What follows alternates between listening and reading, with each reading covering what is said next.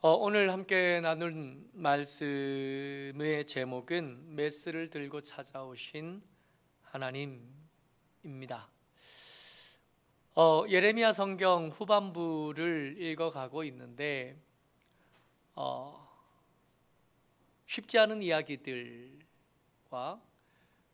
징계하시기로 결정하셨고 그 징계를 당하는 백성들의 이야기를 읽어갑니다. 그래서 성경을 읽는 중에 계속해서 마음이 불편해요. 계속해서 어렵고 계속해서 많이 공부해야 겨우 알아들을 수 있는 이야기들이 이어집니다. 그런 중에 그렇게 징계와 저주와 줄과 멍에와 칼과 기근과 전염병들을 말씀하시는 중에 30장과 31장이 동떨어졌어요. 그래서 예레미야 30장과 31장에는 위로의 책이라고 하는 별명이 붙어 있습니다. 근데 하나님의 위로를 읽는데 그 하나님의 위로도 사실은 그냥 사랑하시는 하나님, 복 주시는 하나님, 우리를 용서하시고 우리를 불쌍히 여기시는 하나님을 그냥 만나지는 못합니다. 위로의 책에 등장하시는 하나님은 그저 그냥 선물꾸러미를 들고 찾아오시지 않았고 수술복에 손을 깨끗하게 씻고 수술용 장갑을 끼고 날카로운 수술용 칼 메스를 들고 찾아오셔요. 오늘은 그 이야기를 좀 해보려고 합니다. 왜 위로하시는 하나님의 말씀을 전하시는 중에도 하나님은 메스를 들고 오셔야 했나 하면 지금 위로를 받아야 될 이스라엘 백성들의 상태가 고칠 수 없는 상처를 입은 상태인 겁니다. 여러분 기억하셔야 돼요. 여러분들과 저는 하나님의 사람입니다. 하나님의 사람은 하나님을 섬기고 사는 거거든요. 하나님의 사람은 하나님을 섬기고 죄를 멀리하고 살아야 되는데 그렇게 하지 못했을 때 하나님을 섬기지 않고 세상을 섬기거나 하나님을 섬기지 않고 우상을 섬기거나 하나님을 섬기지 않고 엉뚱한 다른 것들을 주인으로 삼았을 때 우리의 영혼과 우리의 몸은 상처 입게 됩니다. 애초에 우리가 가졌던 영광스럽고 애초에 우리가 가졌던 아름답고 귀하고 존귀한 모습들은 하나님을 섬기지 않기로 결정한 순간부터 계속해서 상처 입고 더럽혀지고 오염되게 되는 거예요. 위로책에 등장하는 하나님을 섬기지 않는 백성들의 상태에 대한 말씀입니다. 12절, 13절 이어서 같이 읽습니다. 시작. 여호와께서 이와 같이 말씀하시니라. 내 상처는 고칠 수 없고 내 부상은 중하도다. 내 송사를 처리할 재판관이 없고 내 상처에는 약도 없고 처방도 없도다. 얼마나 심각해졌냐 하면 이제 처방할 게 없어진 거예요. 그러니까 이러면 낫겠다 저러면 낫겠다, 이 약을 먹으면 되겠고 저런 치료를 받으면 되겠다 할 만한 것들이 이제는 동나버렸습니다. 이제 치료할 수 없게 되어졌어요. 심각해진 건데 어느 정도로 심각해졌냐 하면 내 송사를 처리할 재판관이 없어졌답니다. 예레미야에서 등장하는 재판관은 뭐하고 사는 놈들이었냐 하면 뇌물을 받고 과부와 고아들의 송사를 어그러지게 하던 사람들이었어요.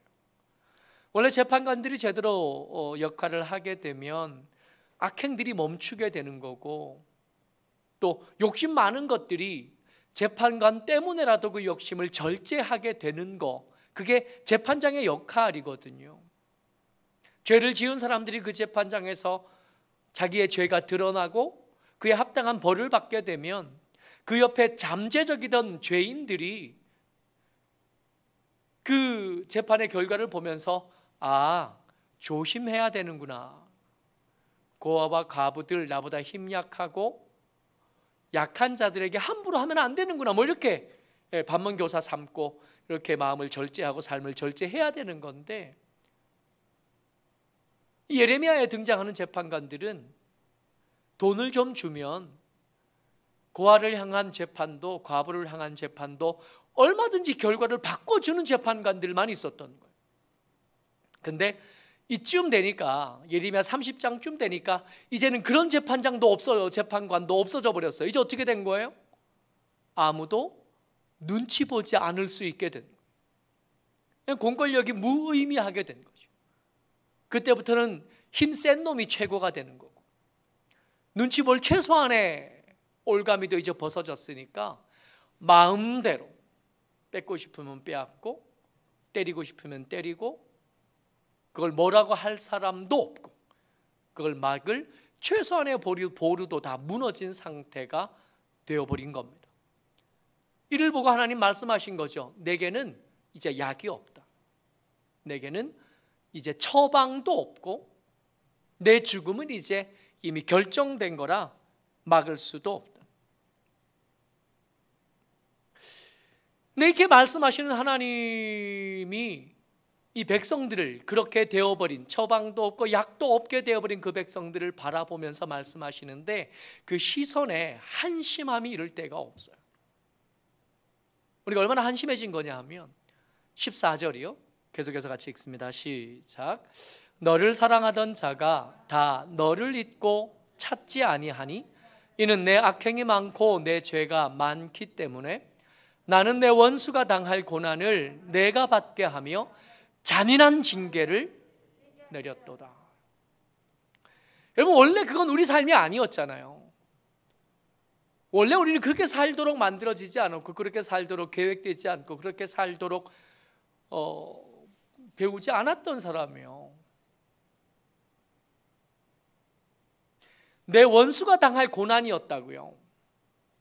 우리가 당할 게 아니라, 내 원수가 당할 고난을 내 것도 아닌데, 그게 좋은 것도 아닌데, 그냥 사모할 만한 것도 아닌데, 그걸 굳이 자처해서 뒤집어 쓴 겁니다. 여러분, 그렇게 살면서 내 삶이 행복했냐고요? 아니요. 그렇게 살면서 우리의 삶이 더 윤택해졌냐고요? 아니요. 여러분, 소련이요, 이 소련의 독재자 스탈린이 죽습니다. 최악의 학살자 중에 단연 탑이 누구냐면 스탈린이에요. 이 스탈린이 어떻게 죽냐 하면 어느 날 갑자기 쓰러지는 거예요. 쓰러졌는데, 쓰러졌으면 의사를 불러야 될 거 아니에요. 처분을 이게 뭐 어떻게 해야 되니까, 뭐 CPR을 하든지 뭐 어떻게 해야 되니까. 근데 그 옆에 있던 부하들이 의사를 부를 생각을 하지 않고 회의를 시작합니다. 혹시 우리를 속이는 거 아니냐? 연기하는 거 아니냐? 의사를 불러오는 게 맞느냐? 혹시 우리 충성심을 저울에 달아보는 거 아니냐? 그랬대요. 실제로 그랬대요. 스탈린은 너무 많은 축청을 계속해왔고, 자기에게 위협될 만한 모든 사람들을 감옥에 가두었는데, 스탈린이 쓰러질 때쯤 그때 당시에 있던, 소련에 있던 거의 대부분의 의사들이 감옥에 있었대요. 감옥에 있는 의사들이 쓰러진 스탈린을 진찰할 수 있게 됐어요. 속에 원한이 가득 찼습니다. 스탈린을 살릴까요? 죽일까요? 그 의사를 부르면 내가 살까요? 죽을까요? 그 의사가 집도하는 그 수술대에 내가 올라가야 돼요? 말아야 돼요? 정말 어이없게도 그때 당시에 최고의 권력자이던 스탈린은 그렇게 죽습니다. 치료 한번 못 받아보고 쓰러진 채로 아무도 처치해주지 않아서 그냥 죽었대요. 하나님을 섬겨야 될 사람들이 하나님을 거절하고 우상을 섬기고 제 욕심을 따르고 제 생각을 따라 살면 행복해질 것 같으나 그렇지 않아요. 지가 받지 않아도 되는 고난을 자초하는, 하나님께서도 말씀하시면서 내가 지금 이렇게 너희들에게 행하는 것이 잔인한 줄 알지만 그걸 피할 방법이 너희들에게는 없다. 그러니까 잔인한 징계라고 표현하시는 하나님의 말씀 속에서 우리는 중요한 것 하나를 읽어내야 됩니다. 하나님도 이 징계를 그리 기뻐하시는 건 아니구나, 좋아서 하시는 일이 아니구나 하는 걸 읽어내야 됩니다.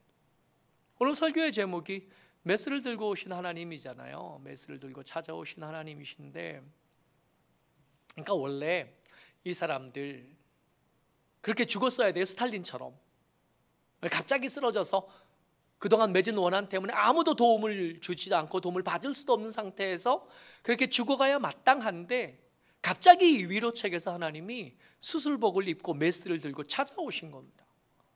17절 말씀이요. 같이 읽어요. 시작. 여호와의 말씀이니라. 그들이 쫓겨난 자라 하매 시온을 찾는 자가 없은즉 내가 너의 상처로부터 새 살이 돋아나게 하여 너를 고쳐 주리라. 정말 뜬금없이 개연성이 1도 없어요. 그러니까 앞에 이런 일이 있었고 그들이 회개했고 그들이 기도했고 하나님 앞에 돌아왔고 그들의 악행을 멈췄고 그들의 죄를 후회했고, 그래서 그것 때문에 하나님께서 치료, 이런 게 없어요. 그저 그냥 그렇게 갑자기 쓰러져서 심장마비가 오든지 갑자기 이렇게 죽었어야 마땅한 사람들에게 그 사이에 회개와 그 사이에 어떤 것도 없이 갑자기 하나님께서 수술복을 차려 입으시고 메스를 들고 찾아오셨습니다. 처방도 없고 약도 없는데 내가 너의 상처로부터 새 살이 돋아나게 하겠다는 거예요. 근데 세상에는 아무리 처방이 없다 그래도 의사가, 집도하는 의사가 하나님이시면 이건 또 얘기가 좀 달라지잖아요. 그래서 위로의 책입니다. 그래서 위로의 책이긴 한데 도대체 하나님께서 왜 이렇게까지 하시는지를 모르겠는 거예요. 하나님께서 메스를 가지고 찾아오셨다는 겁니다. 근데 그 메스를 들고 오신 하나님을 백성들이 반겼느냐? 아니었다고요. 하나님께서 예레미야를 통해서 말씀하셨거든요. 줄과 멍에를 지라고, 그러면 너희들에게 칼과 기근과 전염병을 피할 수 있게 해줄게 하셨거든요. 근데 그 예레미야를 죽이겠다고 덤볐거든요. 예레미야와 비슷한 말씀을 전하던 우리아는 애굽까지 다 따라가서 기어코 데려다가 죽여서 평민들의 무덤에 그 시체를 뿌렸었거든요. 그러니까 수술받기 싫어했다고, 치료받기 싫어했다고. 하나님이 우리와 무슨 상관이 있습니까? 내버려 두십시오, 이대로 죽게, 그렇게 말했다고요. 치료비를 낼 생각도 없고 치료비를 낼 돈도 없고 병원에 같이 찾아갈 생각이 없다고 말하는. 근데 백성들이 이렇게까지 말하니까 예레미야는 못 편했나요? 선지자 예레미야는 끊임없이 고민해야 됐어요. 하나님, 내가 왜 가야 됩니까? 이것들 하나님 말씀 안 듣는다니까요. 하나님은 지켜주시겠다고 말씀하시지만 내가 갔다가 매 맞고 돌아온 게 한두 번이 아니잖아요. 안 가고 싶어요. 근데 그렇게 가기 싫다고 하는 예레미야를 다르고 어르고 위로해서 또 보내면 또 맞아가지고 돌아오고 또 거절당해서 돌아오고 또 겨우 살아서 돌아오는 일이 계속 반복되고 있었는데, 아까도 말씀드렸지만 하나님께서도 이 메스요, 줄과 멍에일 거고 포로로 살아야 되는 70년일 텐데 이걸 하나님도 기뻐하고 계시지는 않다고요. 복을 받아야 될 백성들이거든요. 이들을 어떻게든 지키고 이들을 어떻게든 세우고 싶어 하시는 하나님이신데 그들을 아들로 여기고 그들을 딸로 여기시는 하나님이신데 그들에게 멍에를 지우고 그들에게 칼을 들이미시는 하나님의 마음도 그렇게 편치 않으셔요. 우리를 징계하기를 즐거워하시는 하나님이 아니십니다. 왜 이렇게까지 해요?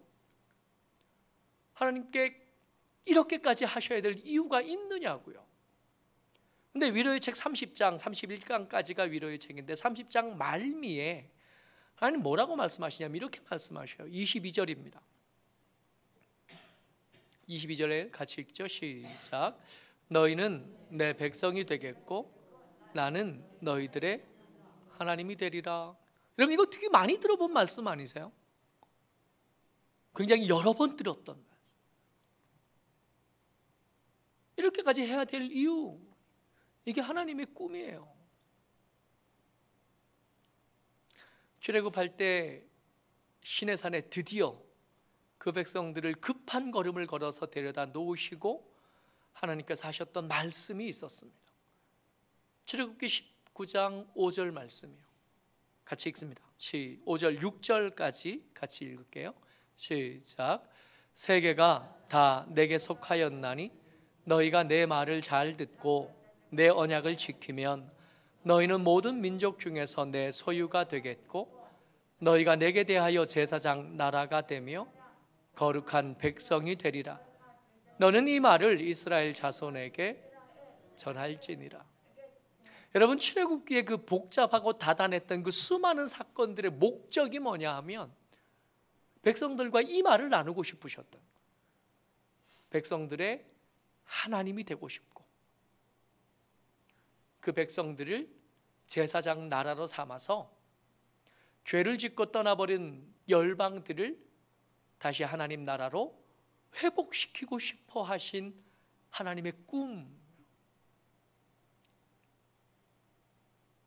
이 지경이 돼서도 하나님은 그 꿈을 포기하지 않으셨던 겁니다. 여러분 이 수술이 잘 될까요?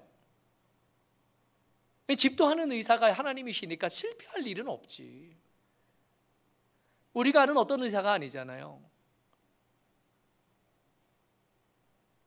요즘 복잡하고 다단한 고단한 그 병원 이야기에 등장하는 이런저런 의사들과는 아예 다른 분이시죠. 하나님께서 집도하시는 수술이 실패할 일은 없어. 반드시 성공할 겁니다. 하나님은 기어코 백성들을 고치실 거고 백성들은 나음을 입을 겁니다. 근데 이 뻔한 결과를 둔 하나님의 안색이 좀 심상치가 않으셔요. 수술은 잘 될 겁니다. 하나님께서 계획하셨던 줄과 몽에, 계획하셨던 포로로 사는 70년의 기간들은 제 역할을 제대로 할 거고 백성들은 다시 기회를 얻을 거고 다시 돌아오게 될 겁니다. 근데 그 결과에 대한 염려는 하나도 없지만 그 수술 받은 백성들을 생각하시는 하나님의 안색에는 어려움이 좀 보이셔요. 21절입니다. 같이 읽죠. 시작. 그 영도자는 그들 중에서 나올 것이요 그 통치자도 그들 중에서 나오리라. 내가 그를 가까이 오게 하리니 그가 내게 가까이 오리라. 참으로 담대한 마음으로 내게 가까이 올 자가 누구냐? 여호와의 말씀이니라. 21절 전반부에 보면 그들의 영조자는 그들 중에 나올 거고 그 통치자도 그들 중에서 나올 겁니다. 이 시디기야 때 그 이전의 왕들의 이야기가 굉장히 복잡한데 그 왕들의 이야기를 보면 애굽 왕 바로가 세운 왕도 등장하고요 바벨론 왕 느부갓네살이 세운 왕도 등장해요. 그러니까 그들이 세운 왕이 아닌,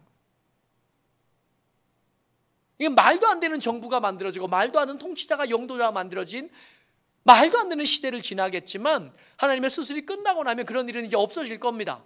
그들 가운데서 통치자가 세워질 거고 그들 가운데서 영도자가 세워질 겁니다. 수술은 잘 될 겁니다. 이제 백성들은 하나님 앞에 나올 수 있게 되어질 테고 허락받아서 그 앞에 올 수 있게 될 텐데 문제는 수술 당하면서 받은 고통이 너무 큰 거예요. 아무리 미화해서 얘기해도 이스라엘 백성들이 졌던 그 줄과 멍에는 가볍지 않습니다. 그들이 살았던 그 70년의 세월은 피비린내가 나는, 그 70년의 시간 동안 서러웠던 거, 그 70년 동안 침묵하시는 하나님 앞에서 마음이 무너졌던 거, 어려웠던 거, 답답했던 거, 한계 가운데 맞이했던 그 시간들이 백성들에게는 또 다른 상처가 될 수밖에 없어요. 하나님께서 오라고 하시지만 길도 생겼지만 이제는 편하게 그 하나님 앞에 갈 수 없게 됐어요. 하나님께 맞은 상처가 그들에게 생겨요. 하나님께서 그거 걱정하시는 겁니다. 이렇게까지 나한테 맞았는데 나한테 다시 올까?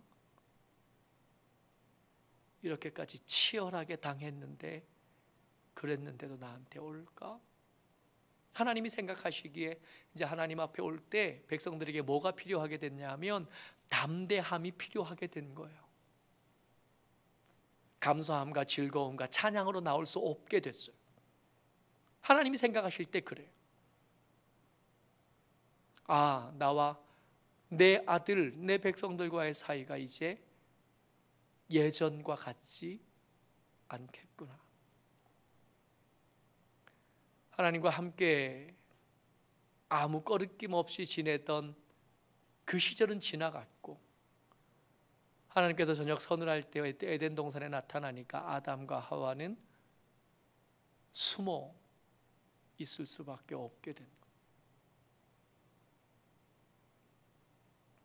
길은 회복됐지만 우린 잘 안 가잖아요. 우리가 하나님 앞에 갈 수 있게 됐다는 걸 우리가 어떻게 알겠어요? 우리가 어떻게 모르겠어요? 당연하게 알지. 누구라도 오시오 하지만 잘 안 오잖아요.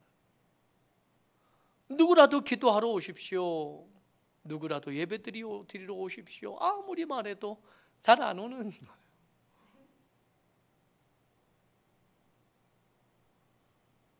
안 와요.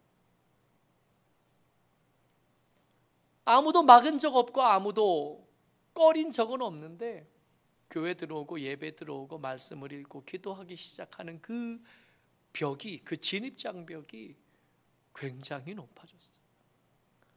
담대함이 필요한 관계가 되어버린 거예요. 죄가 우리와 하나님 사이를 그렇게 만들었습니다. 죄가 준 상처, 죄가 준 흉터가 우리와 하나님 사이를 그렇게 만들어버렸습니다. 우리가 지금 위로의 책을 읽고 있는데 이 위로의 책을 읽으면서 여러분들과 제가 머릿속에 남겨야 될 것은 이것입니다. 여러분, 죄에서 멀어져야 돼요. 이렇게까지 죄의 문제를 해결해서 씻어 깨끗하게 만드시고 우리에게 가까이 올 수 있는 길을 만드신 하나님을 생각한다면 우리 죄에서 좀 멀어져야 돼요. 우리를 더럽히고 우리를 상처나게 만들고 우리를 하나님 앞에 나아가지 못하게 만드는 그 죄와 우리는 좀 더 멀어져야 돼요. 좀 더 치열하게 멀어져야 되고 좀 더 치열하게 죄 가운데 구분되기 위해서 싸워야 됩니다. 그리고 또 그만큼의 노력을 들여서 하나님과 가까워지기 위해서 몸부림쳐야 돼요. 그래야 하나님께서 마련하신 이 귀하고 아름다운 위로의 책이 드디어 우리에게 진짜 위로가 되기 시작할 수 있습니다. 모쪼록 여러분들, 여상히 여기는 이런저런 죄들이 우리 가운데 각자에게 다른 모양 다른 모습으로 있을 텐데 여러분들 기억하셔야 됩니다. 그 죄와 멀어지셔야 됩니다. 여상히 여기던 그 죄들이 우리를 상처 입히고 하나님 앞에 나아가지 못하게 만듭니다. 모쪼록 저와 여러분들이 주의 은혜 안에서 죄와는 멀어지고 하나님과는 가까워지는 하나님의 사람들 다 되시기를 주의 이름으로 축복합니다. 아멘.